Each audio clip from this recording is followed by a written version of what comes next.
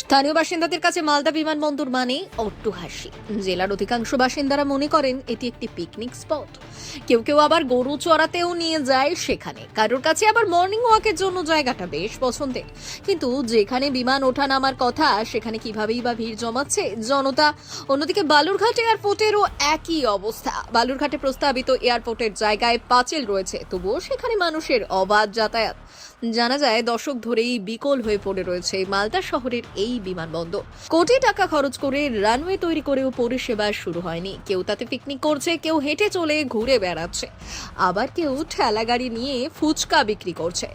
রাত হলে এই তাণ্ডব বাড়ছে আরও এক ধাপ। স্থানীয় সূত্রে খবর, বসছে মদের আসর, ঘুরে বেড়াচ্ছে দুষ্কৃতীরা। বিমানবন্দরের ছবি যে বদলাতে চলেছে এমনটাই জানা যাচ্ছে প্রশাসনিক সূত্রে। নতুন করে চালু হচ্ছে মালদা বিমানবন্দর, এমনটাই কানাঘুষো শোনা গিয়েছে প্রশাসনের অন্দর থেকে।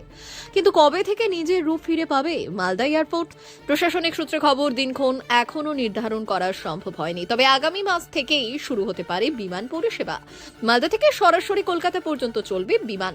প্রথম দিকে 19টি আসনের বিমান দিয়ে পরিষেবা শুরু করতে চায় প্রশাসন, আর তার জন্য ইতিমধ্যেই 13 কোটি টাকা বরাদ্দও হয়ে গিয়েছে। যদি মালদায় চালু হয় তাহলে বালুরঘাট বিমানবন্দরেও দাবি জোরালো হবে।